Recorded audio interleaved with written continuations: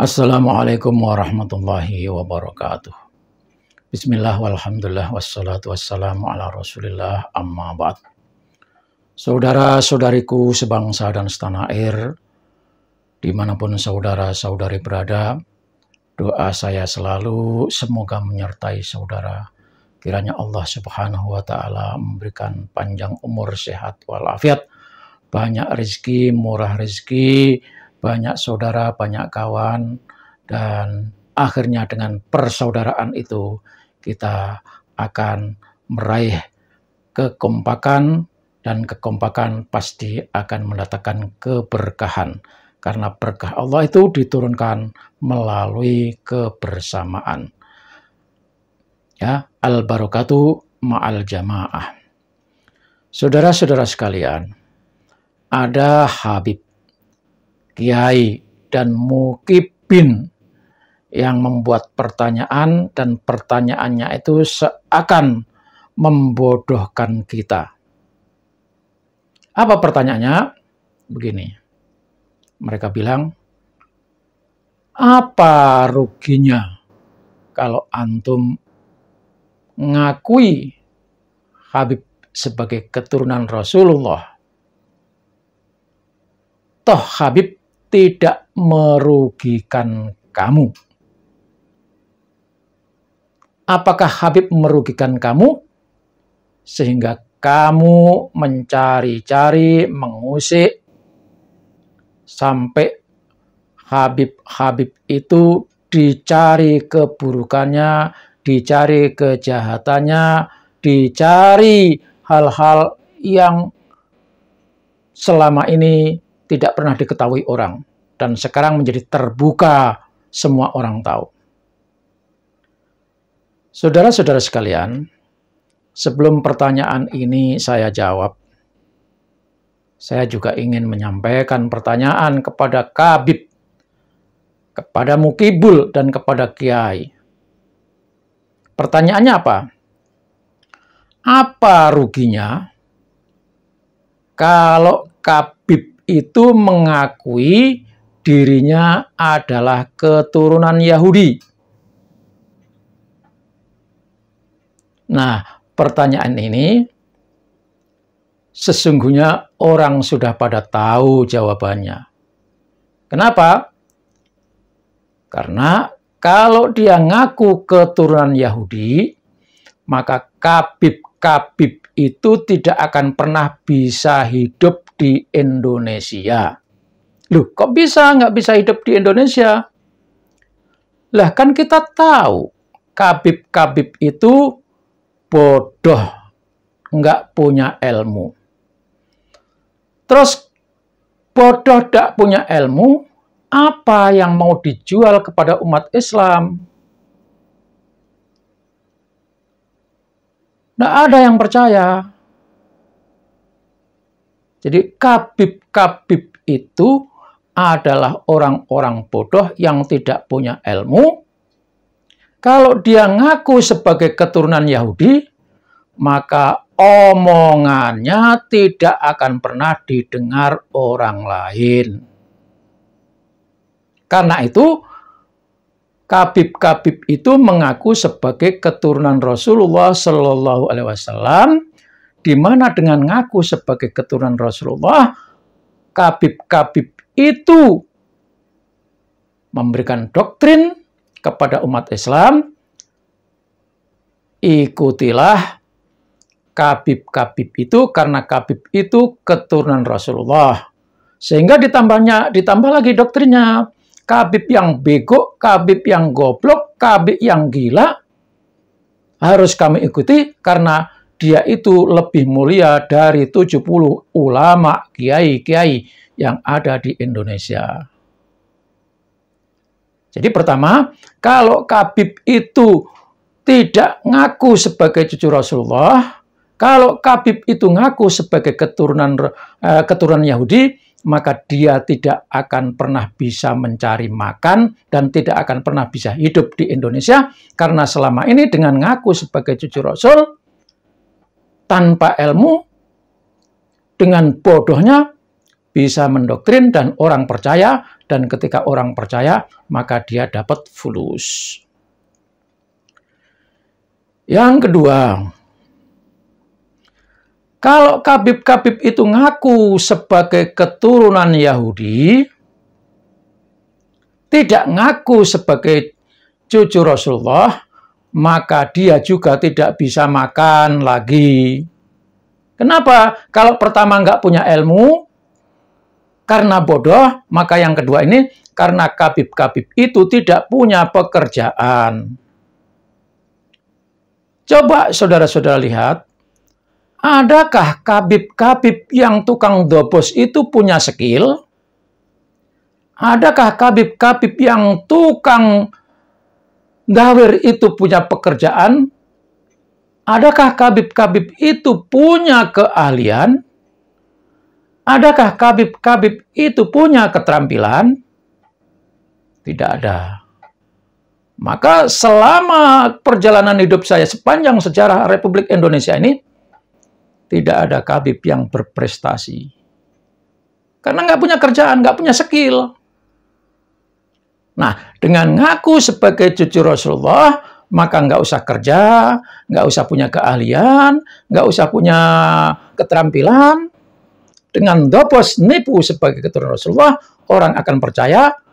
Nah, kalau orang sudah percaya, fulus lagi, fulus lagi, fulus lagi, fulus lagi, fulus lagi.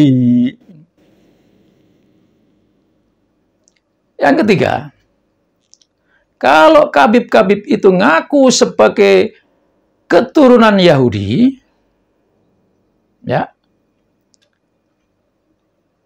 maka kabib juga tidak akan pernah bisa cari makan. Kenapa? Karena kabib-kabib itu hidupnya cuma lontang-lantung. Tahu lontang-lantung? Gelandangan. Sehingga yang dilakukan dari satu tempat ke tempat lain, dari satu ustadz ke ustadz lain, datangi ustadz-ustadz itu, apalagi ustadz-ustadz itu dari dulu sudah terkena doktrin, yang dipesan oleh gurunya, kalau kabib datang, hormati, apa yang diminta, kasih.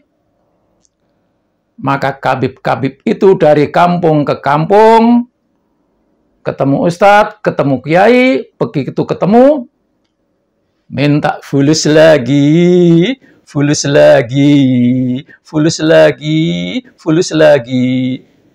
Sehingga menjadi sangat terkenal, kabib itu tukang dawir. Tidak hanya uang yang diminta, kadang-kadang melihat istri orang, itu selangkangannya langsung konak.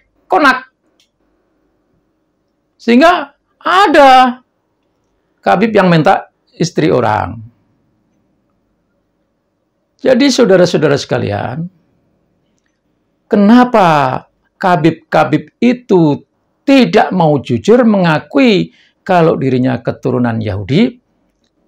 Karena hidup di Indonesia ini, bagi para kabib adalah ladang mencari keuntungan dengan menipu umat Islam, ngaku-ngaku sebagai cucu Rasulullah Shallallahu Alaihi Wasallam, dan itu bagi para kabib akan merugikan dirinya kalau ngaku sebagai keturunan Yahudi. Itu diantaranya kenapa sampai segitunya mempertahankan diri kalau dirinya mati dan hidup adalah kabib keturunan Rasulullah. Karena dengan menyandang pengakuan sebagai keturunan Rasulullah, maka dia menggunakan itu untuk hidup enak, makan enak, tidur nyenyak, nipu kemana-mana. Itu yang dari sisi kenapa tidak mau mengakui. Nah, sekarang saya jawab, kenapa saya harus mengusut? Kenapa saya harus mengatakan kalau Habib itu merugikan bagi saya dan umat Islam Indonesia?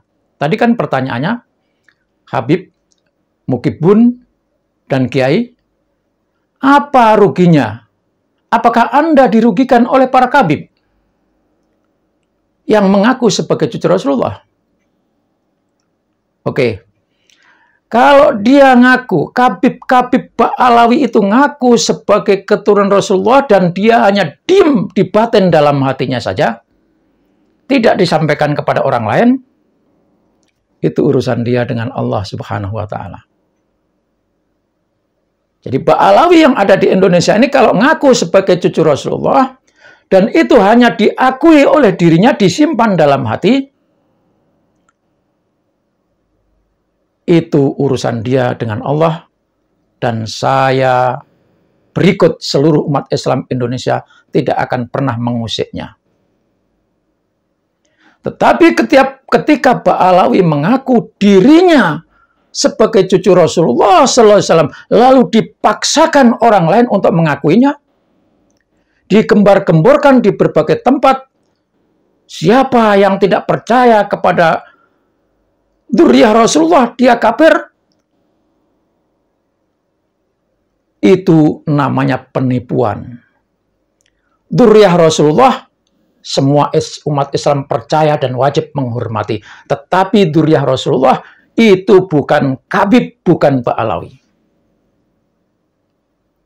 Nah, karena dia ngaku-ngaku, Habib itu ngaku-ngaku sebagai cucu Rasulullah dan dipaksakan umat Islam supaya mengakuinya, karena kalau semua Islam mengakuinya, seperti yang saya katakan tadi, mereka akan memanfaatkan itu untuk cari hidup, untuk cari penghidupan, untuk enak-enakan, untuk selangkangan, untuk ini, dan sebagainya. Nah, sekali lagi, karena mengaku-ngaku dan mengkoar-koarkan, mempublikasikan, bahkan mengeluarkan doktrin-doktrin siapa yang tidak percaya kepada Habib, kafir, maka di sini Habib itu berurusan besar dengan kami umat Islam Indonesia. Kenapa? Karena Habib itu telah melakukan kejahatan. Apa kejahatannya? Kejahatannya adalah mereka keturunan Yahudi, tetapi mengaku-ngaku sebagai keturunan Rasulullah. Memperkosa ayat, memperkosa hadis. Kalau dzurriyyah Rasulullah, ahlul bait li Rasulullah, ditujukan oleh mereka hanyalah Habib yang ada di Indonesia. Ini namanya memperkosa ayat, memperkosa hadis, mengangkangi ayat, mengangkangi hadis. Ini yang harus dijelaskan kepada umat Islam di Indonesia dan seluruh dunia. Pengakuannya sebagai keturunan Rasulullah, padahal keturunan Yahudi, ini adalah kejahatan. Saya tidak perlu menyampaikan hadisnya. Sudah jelas siapa yang mengaku-ngaku bahwa itu bukan bapaknya, bukan kakeknya, maka haram baginya surga. Kejahatan itu, saudara. Ngerampok nasab. Jadi ngerampok itu adalah kejahatan. Begal itu adalah kejahatan. Jadi, kenapa kita harus bongkar? Kenapa harus kita kuliti? Karena Habib itu telah melakukan kejahatan, dan kejahatan ini harus ada tindakan. Oke, sementara pemerintah masa bodoh, tetapi cepat atau lambat kejahatan kalau dibiarkan akan merembet masuk kepada kejahatan yang lebih besar lagi. Dan sudah terbukti dengan mengaku sebagai keturunan Rasulullah sudah mulai melakukan kejahatan pembelokan sejarah, kejahatan pemalsuan kuburan, kejahatan ngaku ini, ngaku itu. Itu sudah kejahatan. Dan kejahatan wajib diberantas. Jadi itulah yang kita perjuangkan. Habib merugikan. Jangan asal ngomong itu mukibul, kiai-kiai yang ngomong itu. Jangan bilang, apakah Habib merugikan kamu? Merugikan sekali. Yang kedua, sebagai umat Nabi Muhammad SAW, Nabi Muhammad adalah Nabi yang saya agungkan. Keturunannya adalah keturunan yang saya agungkan, saya sucikan, saya hormati, saya muliakan. Wajib hukumnya menghormati, memuliakan dzurriyyah Rasulullah SAW. Tetapi itu adalah dzurriyyah Rasulullah SAW yang asli, yang ada bukti, yang ada silsilah, yang ada catatan, yang ada faktanya. Tetapi ketika Habib ini bukan dzurriyyah Rasulullah, lalu mengaku sebagai dzurriyyah Rasulullah, maka ini adalah kejahatan juga. Di samping kejahatan, ini adalah pelecehan, penghinaan terhadap dzurriyyah Rasulullah Sallallahu Alaihi Wasallam yang asli. Kita wajib menyintai dzurriyyah Rasulullah SAW, dan cinta itu akan mendapatkan balasan. Tetapi ketika saudara menyintai Habib yang bukan dzurriyyah Rasulullah, lalu anggap saudara percaya itu dzurriyyah Rasulullah, maka cinta Anda adalah cinta yang tak terbalas. Tidak ada manfaatnya. Maka ketika saya dan saudara-saudara saya seluruh umat Islam Indonesia menggugat agar para Habib itu mengaku sebagai keturunan Yahudi, tujuannya adalah menyucikan, membersihkan keturunan Rasulullah dari kejahatan para Habib yang ngaku-ngaku, dan itu hakikatnya adalah penghinaan terhadap dzurriyyah Rasulullah Sallallahu Alaihi Wasallam. Yang ketiga,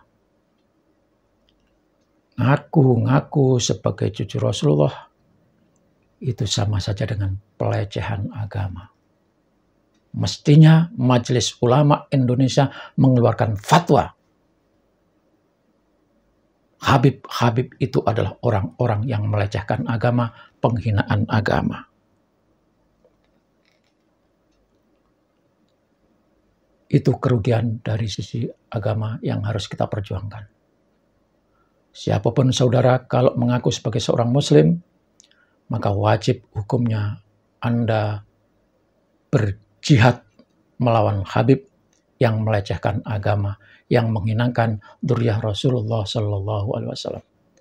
Siapa yang tidak ikut membersihkan, menyucikan nama dzurriyyah keluarga Rasulullah SAW yang diaku-aku, maka sama artinya orang itu mendukung kejahatan yang dilakukan oleh para Habib. Ruginya apalagi?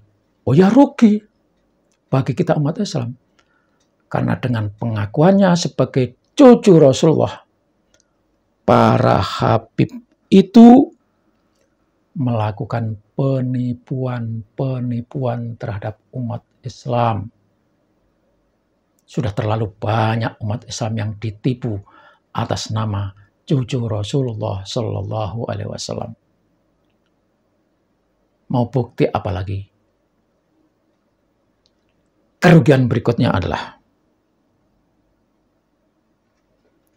ketika Habib-habib itu mengaku sebagai cucu Rasulullah, maka mereka dengan sesukanya menakut-nakuti umat Islam. Siapa yang tidak percaya akan masuk neraka. Di samping menipu tadi, siapa yang ikut Habib akan dapat surga. Maka orang dipersekusi hanya diam saja, dipaksa diam saja. Kenapa? Karena Habib menggunakan gelarnya itu sebagai Rasulullah untuk menakut-nakuti orang lain. Itu kerugian.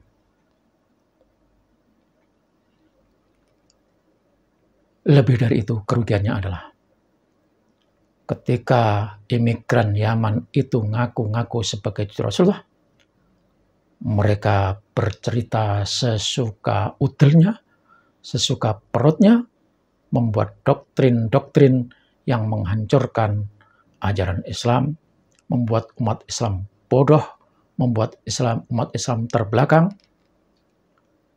dan pada akhirnya umat Islam ada di bawah kekuasaan atau di bawah otoritas keagamaan oleh para Habib, dan di situ Habib menjadi majikan umat-umat Islam yang setia menjadi jongosnya, dijadikan budak pelampiasannya. Maka kepada saudara-saudara sekalian, saya nyatakan bahwa mengakui nasab Habib Ba'alawi itu sama saja dengan membela kejahatan dan mendukung penistaan agama, pelecehan agama yang dilakukan oleh para Habib. Maka saya ingatkan kepada para muhibbin, para Habib, juga kiai-kiai yang kolot itu. Ketika sampean membela nasab Ba'alawi, sama artinya sampean membela kejahatan dan mendukung pelecehan agama.